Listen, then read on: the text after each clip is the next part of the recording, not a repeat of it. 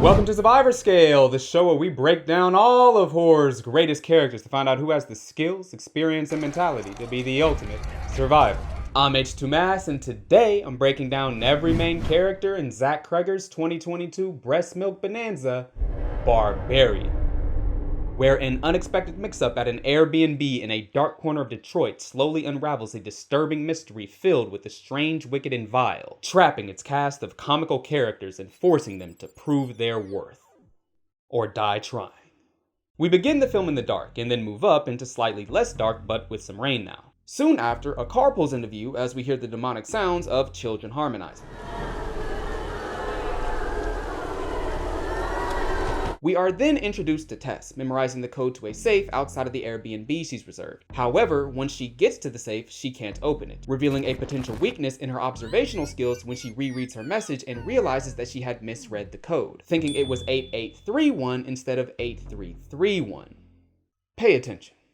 When she opens the safe, rather than containing the key to the house, she surprisingly finds it empty, so she calls the owner to figure out what's going on, only for the call to go to voicemail. Upset, and with no other plans, she gets back into her car. Suddenly though, a light turns on from within the house, so Tess runs back outside and begins violently tapping the doorbell. Soon after, a man opens the door and Tess asks him who he is, but he decides to cosplay as a parrot when he responds with the exact same words. Who are you?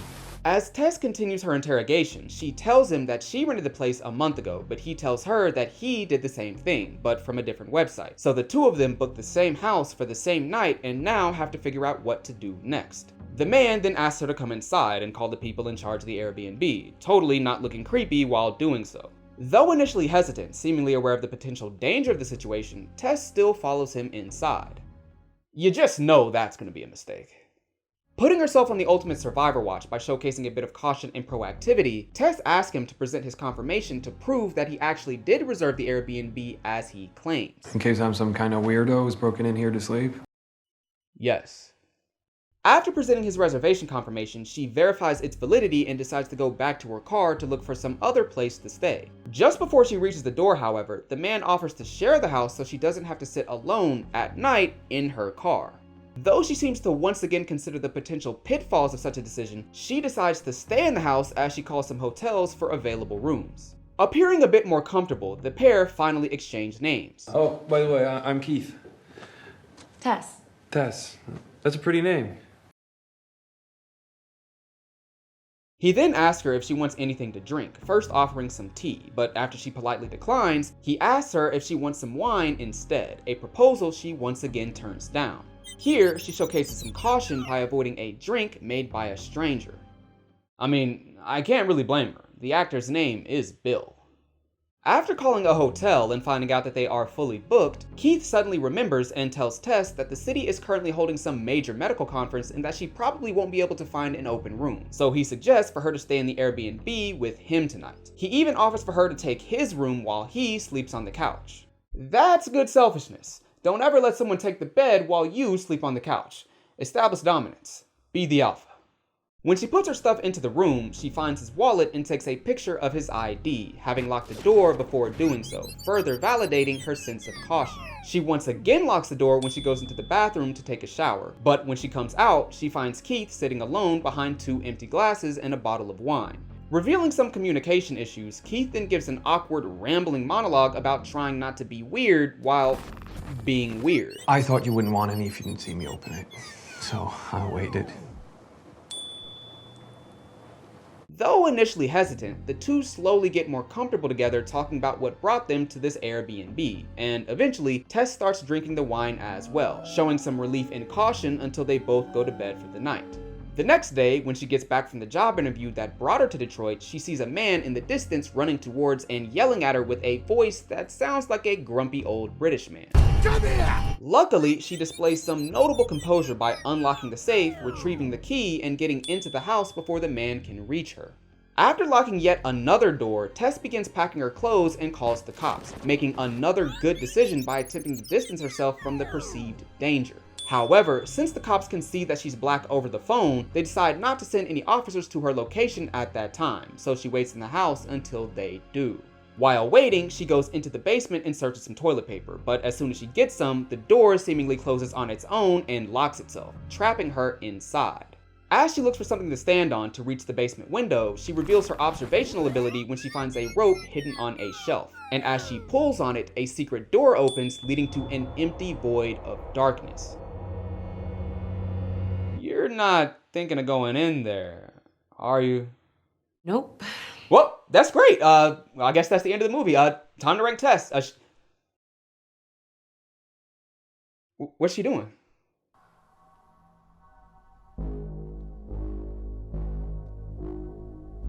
Damn!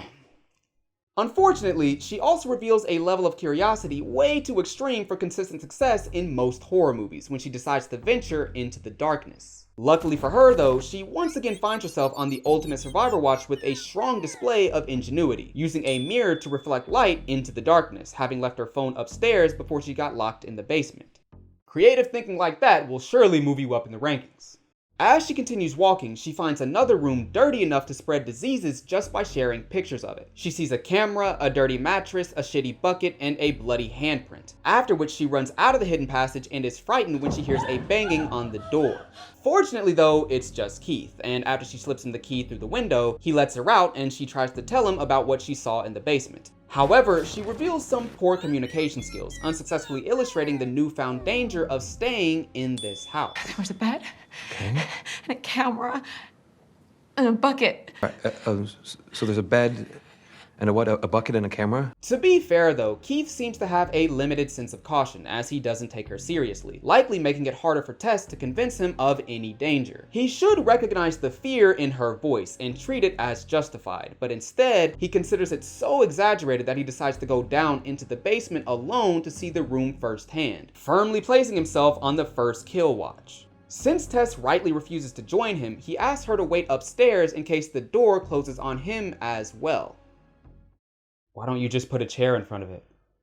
Though she agrees to wait upstairs, she soon follows him into the basement when he stops responding to her. The door then starts closing again, but this time she takes my advice and puts a chair in front of it. She can adapt! When she gets back into the secret room, she finds yet another hidden door and, still searching for Keith, decides to open it, revealing a long descending staircase leading into another black void. Absolutely refusing to go any further, she yells for Keith. Keith! But gets a faint cry for help in response. Help me! Please! And you should just get out of there. She briefly considers turning back, but ultimately reveals her selflessness when she goes all the way down the steps in search of Keith. As she travels through this decrepit tunnel, she discovers even more strange artifacts that raise unsettling questions about what's been happening down here. Are those cages? Yeah, it's time to go, baby. Crawling in the dark, Keith finally appears, clearly terrified of something, and Tess's fear seems to override her once exceptional observational skills as she doesn't seem to notice that Keith is whispering. So instead of matching his energy, she continues to yell. He then tells her the last thing anyone in a zombie movie would want to hear. Someone bit me. The two of them both try to leave, but they can't decide on which way to go, so a giant naked person runs out of patience, bashes Keith's head against the wall, and shows Tess what 5 gum smells like. It's time to go, baby. It's time to go. But first, let's talk about Keith.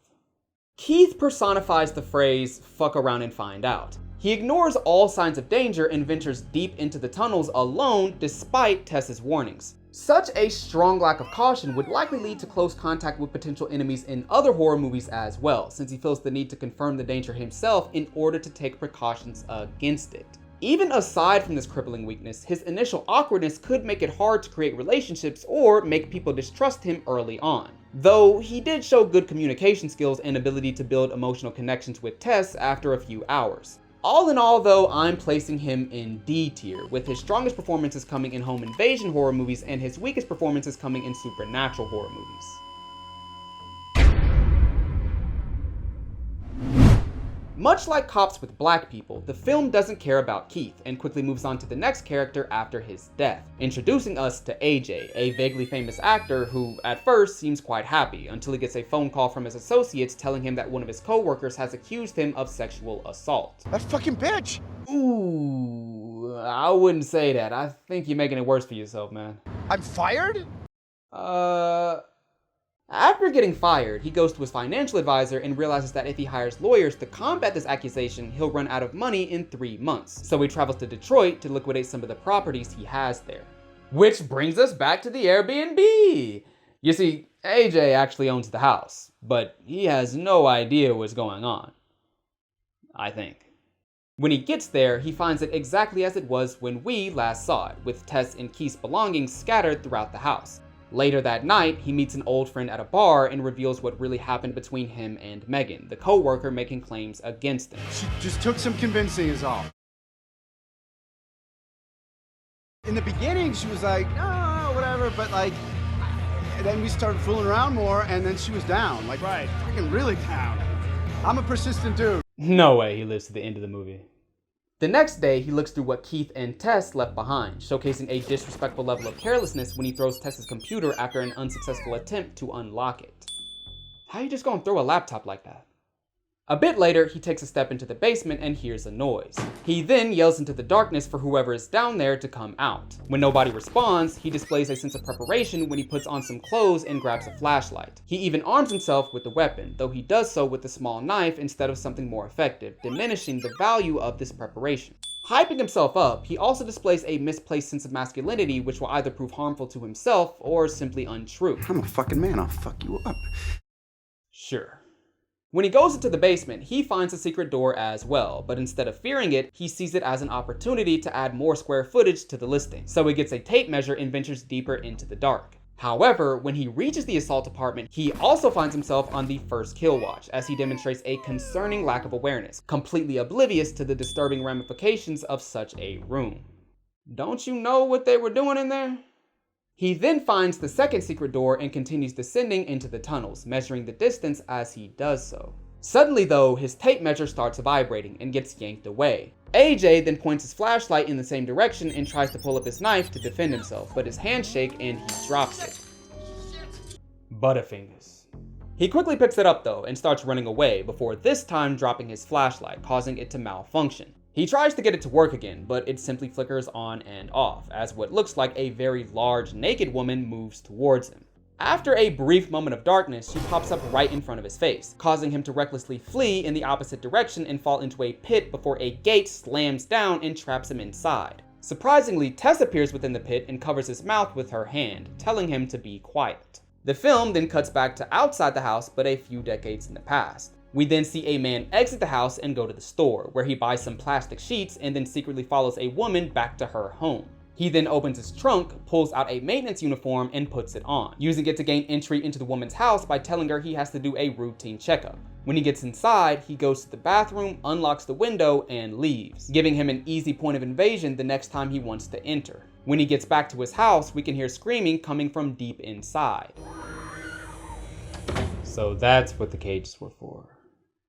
Back to the present, Tess demonstrates composure by explaining the situation to AJ, telling him to stay calm for what will happen next. The naked woman then reaches down into the pit with a comically large and offensively hairy baby bottle, an action that reveals Tess's unmatched resolve when she starts drinking from it.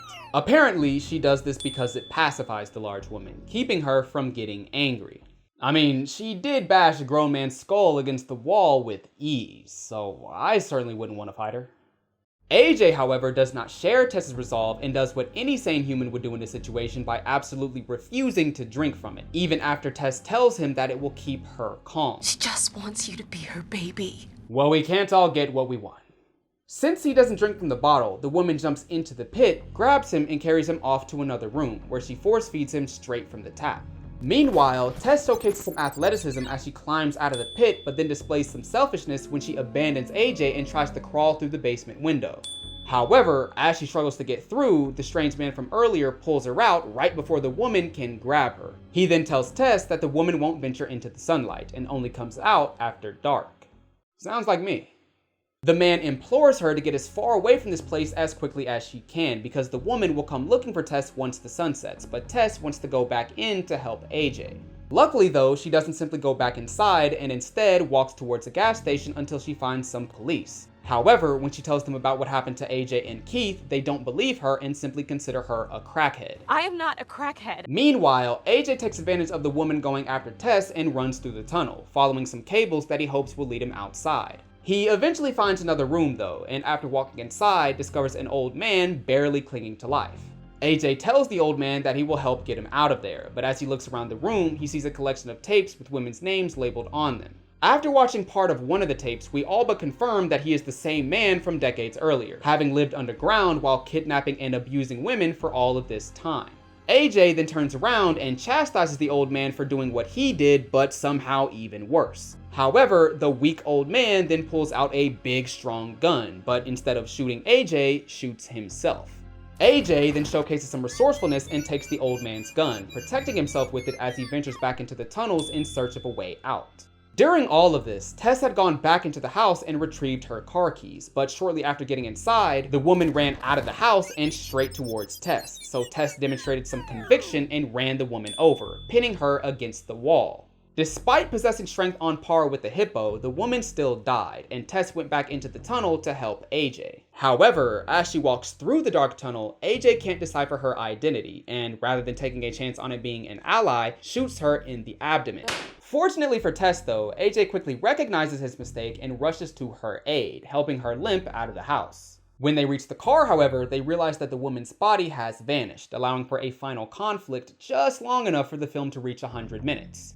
With the car broken, Tess and AJ start walking towards the nearby water tower to rendezvous with Andre, the homeless man who saved Tess earlier. Inside his humble abode, Andre tells them the origin story of the naked breastfeeding woman and the old man in the tunnel. He used to bring women down there, and then he started making babies with them, and babies with the babies. And you make a copy of a copy of a copy, and you end up with something like that. AJ then makes the most shocking reveal of the movie. I might be a bad person. No! He does, however, showcase the slightest bit of self-awareness, looking to change for the better from here on out. I can't change what I've done. I can just try and fix it. You can try.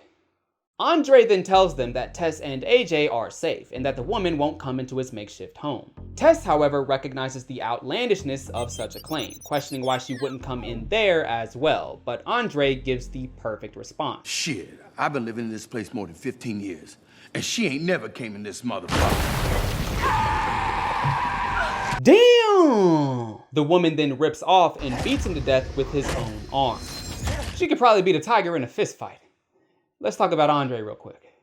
Andre has very little self-awareness, coming across more like a villain than an ally in his introduction, which could certainly cause a more proactive character to attack him if he does anything even close to what he did to Tess. He also showed far too little vigilance when he felt safe under the water tower, simply because she had never attacked him there before. However, he did display some sense of self-preservation when he told Tess to abandon AJ, giving me a bit more confidence in his general chances of survival. With all that said though, I'm placing him in D tier, with his strongest performances coming in zombie horror movies and his weakest performances coming in sci-fi horror movies. As Tess struggles to escape, still recovering from her gunshot wound, AJ showcases some intense selfishness and runs ahead, leaving her behind as she tries to follow him up the water tower. When they make it to the top, they notice the woman closing in on them, and Tess displays some great composure by reminding AJ that he has a gun. Your gun! Unfortunately, AJ's total lack of composure once again presents itself when he fumbles the gun as he pulls it out of his pocket. Butterfingers.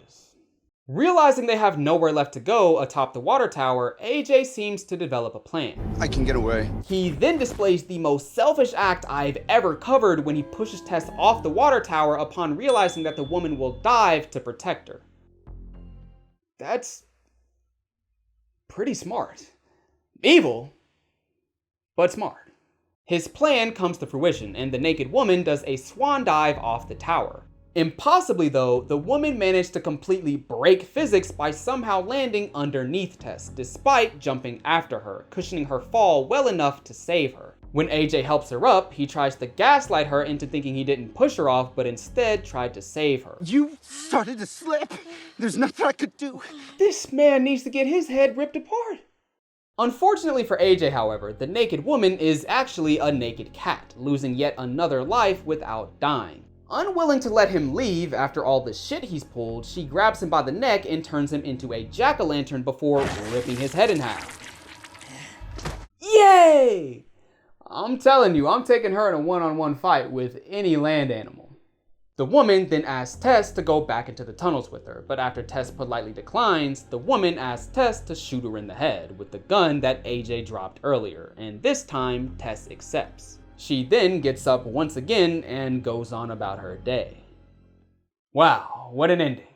Let's talk about AJ.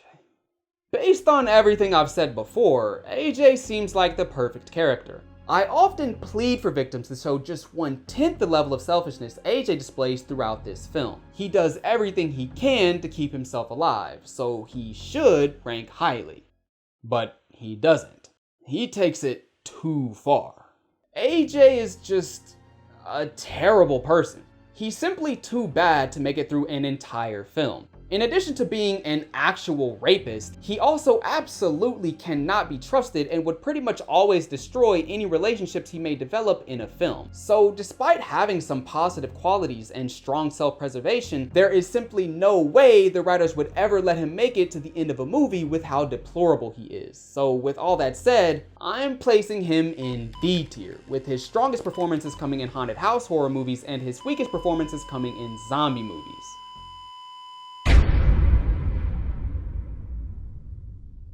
Finally, let's talk about Tess. Though I initially thought Tess would rank poorly, as I closely examined her decisions, I realized I was wrong. Though she does have a significant weakness in her extreme selflessness, causing her to delve into danger when she doesn't need to, her strengths far outweigh it. She displays some great ingenuity and adaptability, along with strong self-preservation and resolve, allowing her to push through challenging and very likely traumatizing situations. With all that said, I'm placing her in A tier, with her strongest performances coming in survival horror movies and her weakest performances coming in post-apocalyptic horror movies.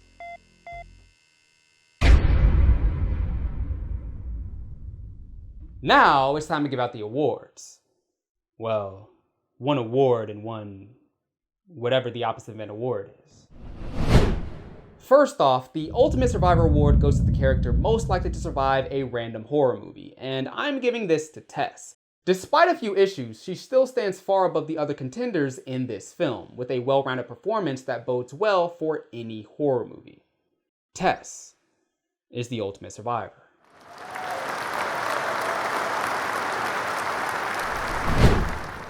The First Kill Award goes to the character least likely to survive a random horror movie, and I'm giving this to Keith. Funnily enough, Keith may actually be more likely to survive than AJ, but he's also way more likely to be the first kill, with his total disbelief of Tess leading to that very outcome. Keith is the first kill. But that's it! The average ranking for this cast was D tier.